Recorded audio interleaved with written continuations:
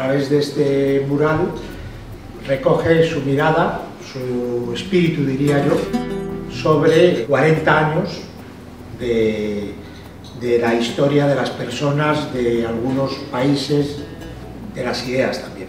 Esto es una colaboración que hacemos con el Archivo de Fotografía Urbana de Venezuela, de Caracas, que preside Diana López. Le cedo la palabra a Diana López.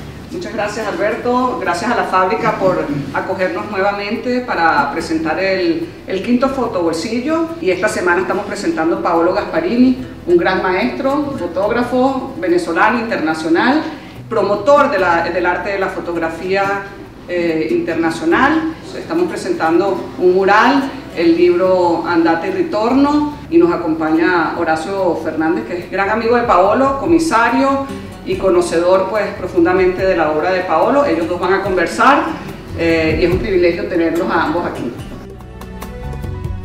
Paolo Gasparini es un fotógrafo que no trabaja, digamos, de la misma manera que muchos fotógrafos que hacen fotos, copias más o menos estupendas, las funcionan individualmente de una manera parecida como funcionan los dibujos o los cuadros, sino que más bien le gusta siempre los conjuntos. Aquí lo vemos en un libro, en un mural y lo acabamos de ver en audiovisual, ¿no? La idea es que, en el esquema de Paolo Gasparini, es que la fotografía no es exactamente un medio, digamos, artístico tradicional, sino más bien un medio contemporáneo del siglo XX, en el que la clave está en la lectura y una lectura que tiempo también. Las fotos son imágenes aisladas, como el tiempo detenido, es un clásico cuando hablamos de fotografía, como un instante irrecuperable, ¿no? Un tiempo que no se acaba.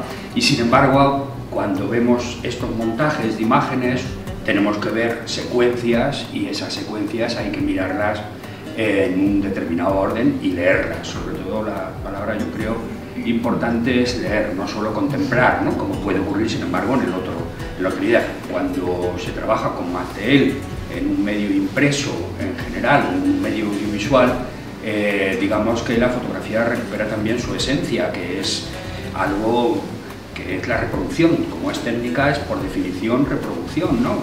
Y entonces esa reproducción significa acceso, ¿no? Significa que el público llegamos con facilidad a estas obras y las podemos leer, lo cual está muy bien, porque normalmente cuando algo te gusta lo puedes leer el número de veces que te dé la gana, en cualquier espacio, que no es lo mismo cuando el mundo del arte, ¿no? Que los museos son sitios muy específicos. Pues en cambio, este tipo de trabajo pues lo tenemos o lo podemos tener en nuestras casas, en la biblioteca o en nuestros televisores. Eso no es tampoco mucha diferencia, ¿no? Pablo es uno de esos autores comprometidos con la realidad, ¿no? O sea que desde el principio estuvo preocupado por decirlo así, mejorar el mundo en el que vivimos, y en su obra se nota. En algún momento pudo hacerse de una manera más estricta, ¿no? Más creer que algún modelo funcionaría. A lo mejor, si uno mira en conjunto toda la obra de Paolo Gasparini, pues es como una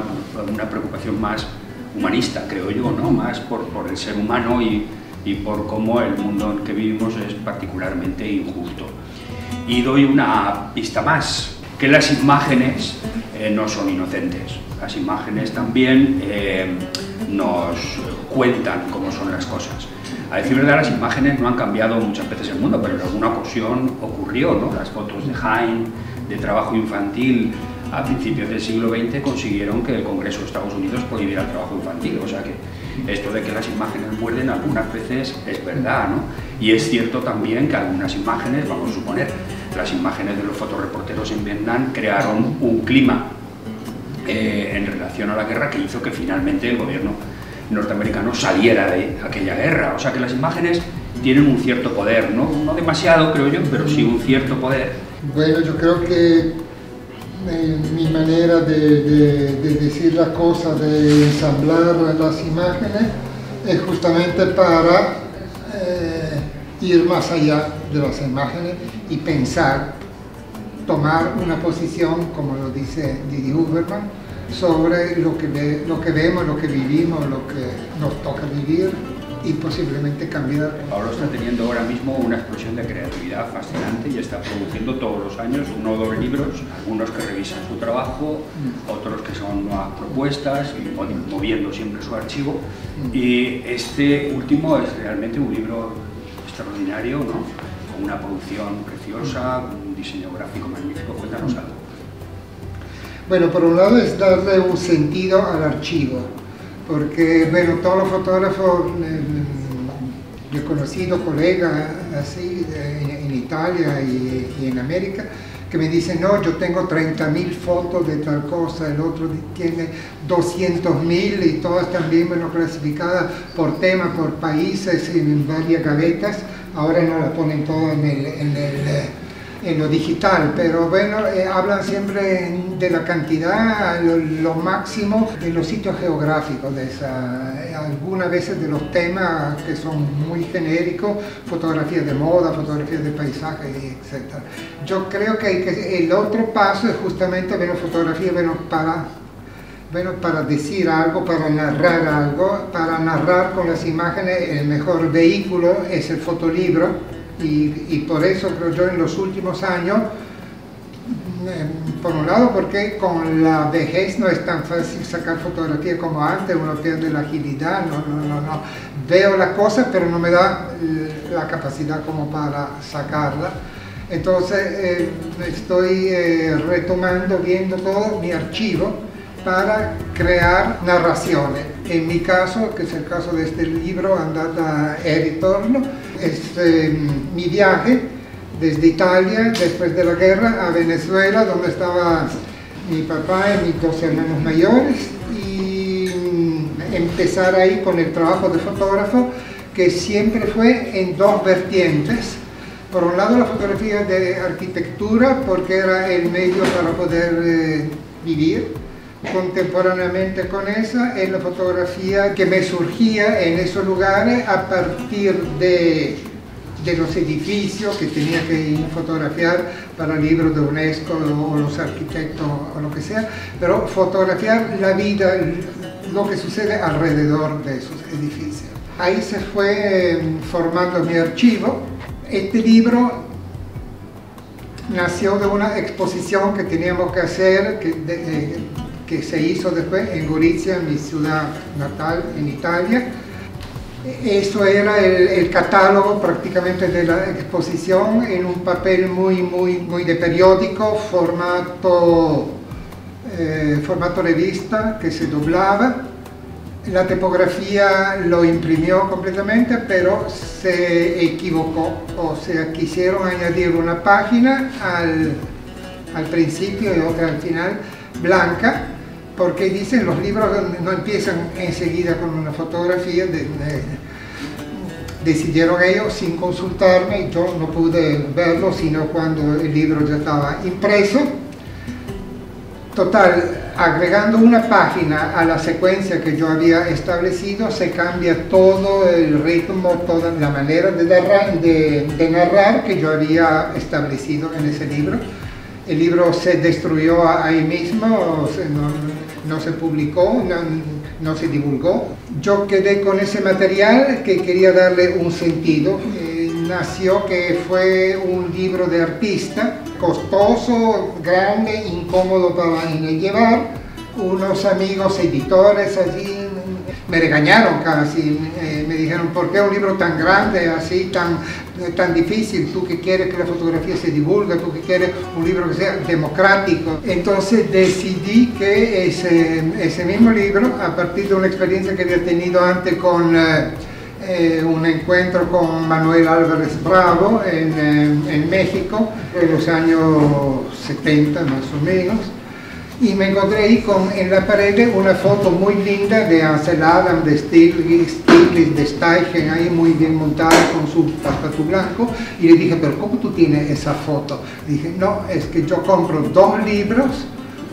En esa época se publicaba todo con fotogravure, con una calidad muy alta de impresión, y efectivamente esas reproducciones me parecían originales. Ese es el caso de este libro, impreso en España por Brezzoli, con una calidad que casi la misma de las imágenes. Entonces dije, bueno, uno compra 2 ejemplares del libro, se arma la página en esa manera, y esa fue la razón que me convenció a exhibir este trabajo en la fábrica, porque originalmente la fábrica quería solamente fotos para exponer y vender fundamentalmente, y yo dije, no, quiero la foto del libro para que se pueda ver el libro. Las fotos de Paolo generalmente tienen varios planos, ¿no? Uno lee, por ejemplo, en muchas se ve claramente los reflejos, ¿no? Que es como entrar casi por capas dentro de la imagen. A partir de una imagen concreta, ¿no? Pues entras dentro de ella buscando alguna característica que te indique el énfasis, ¿no? Que te indique al espectador por qué la has elegido. Estos son técnicas, claro, pero técnicas también como de intentar dar profundidad, ¿verdad? La profundidad en la imagen es importante, porque si no quedan esos planos flu que se pierden. Eso lo aprendí con el cine, con Eisenstein, cuando se fue para México a filmar Que Viva México. El fotógrafo era Tissé, que había inventado con el lente la profundidad de campo, y es lo que me hace siempre preferir justamente, no tanto por los reflejos, sino que me da esa posibilidad que todo esté más o menos enfocado. Y mientras más enfocado, más tiene que ver con la realidad, con la cosa que está pasando ahí, que no son como sueños, no son como flujo. Entonces, bueno, yo vengo de todas esas experiencias viejas de otra época que ahora están todas resueltas en los teléfonos. Lo que demuestra que el asunto no es ni la maquinita, ni el teléfono, ni el lente, ni el F64. Es la idea a través de la cual tú logras lo que quieres decir y expresar. Sí.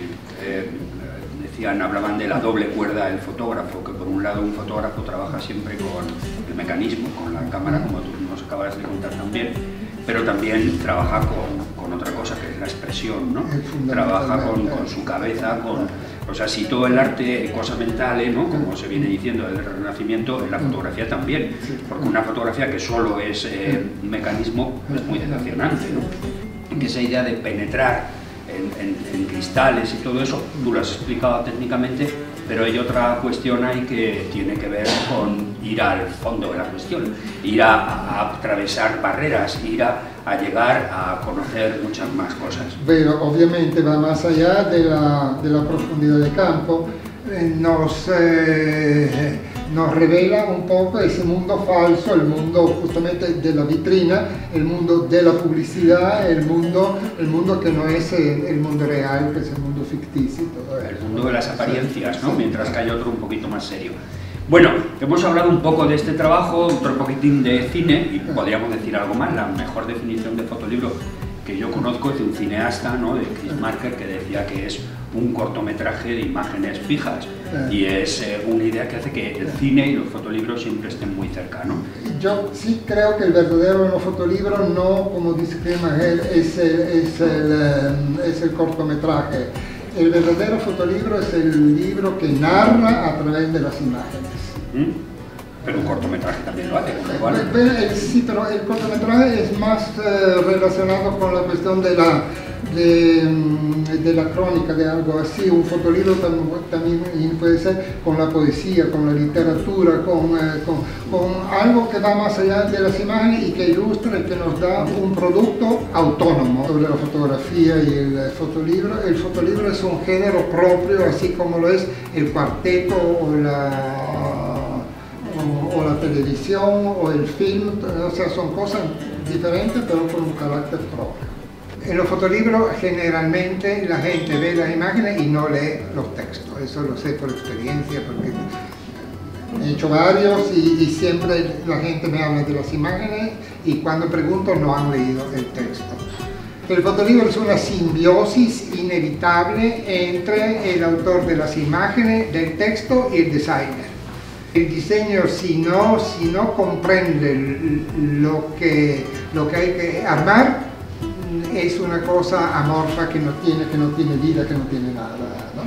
otro elemento importante en el fotolibro es el maestro tipógrafo, que tiene que comprender también el espíritu de esas imágenes y cómo se imprime, como en este caso. O sea, cuando hay tantas gradaciones de grises, si se cambia eso y la foto sale muy bien contrastada, la foto sale con otro mensaje, como los libros japoneses, o sea, es otra cosa, ¿no? No es difícil, pero sí es complejo. Literalmente, toda la historia del libro en el siglo XX ha pegado un cambio radical, y en particular con las nuevas tecnologías, ¿no? Con lo cual se ha renovado el diseño gráfico, la tipografía, tantas cosas. Los libros yo creo que van a continuar bastante porque son una forma de relacionarnos y de conocer las cosas fantásticas, y en particular los libros de imágenes, ¿no? Pero también podríamos hablar de este mural, que es Caracas, ¿no? Sí. Tiene un título un tanto especial, Caracas, cuarta y quinta, con K de Kafka y K de Kodak. ¿No lo puedes explicar? Se lo expliqué al Guardia Nacional del aeropuerto de Maiquetía, que como traje 10 ejemplares del libro Caracas, bien cerrado y abrió una, y me dijo, ¿y qué es esto? Es un libro menos sobre Caracas, ¿y por qué Caracas con K? Y digo, bueno, por la K de Kodak, y el joven no sabía que era Kodak. Y dije, bueno, Caracas de Kafka también, o sea, con la K de Kafka, por otras razones, tampoco sabía lo que era simplemente digo, bueno, en italiano cara significa querida. Entonces, bueno, Caracas con K es la K de Caracas, cara, costosa, querida, y K de Kafka y K de Kodak. Entonces, se me ocurre pensar de la suma, ¿no? La suma es 1 más 1 igual a 2, pero en general no es así en las fotos, no es 1 más 1 igual a 2. No se me ocurre una comparación que es 2 gotas de agua que caen, ¿no? Una gota más una gota de agua es una gota, por ejemplo, si da la casualidad que salen cerca, o 10 si hay un poco de salpicadura, o 300.000 si eso es mucho más grande, ¿no? Las imágenes tienen ese tipo de juego, un juego en el que la aritmética pura no es sencilla, no es esto más esto igual a una lectura más o menos sencilla, sino más bien compleja y rica, y bueno, cuyas posibilidades no las podemos saber. Las dos imágenes, la reverberación que hay entre una y otra, que es otro reflejo en el libro, crean una tercera imagen, y más que una tercera imagen, crean una idea que va más allá de las dos imágenes. Las combinaciones de las dos fotos absolutamente nunca son inventadas así, bueno, por caso o por gusto o por estética o por formalismo. Siempre hay una relación atrás que tiene que ver con la historia de los hombres en ese momento, con ese lugar, con lo que nos remite cada fotografía a la próxima que viene y al discurso que uno quiere hacer. Ese es el fotolibro.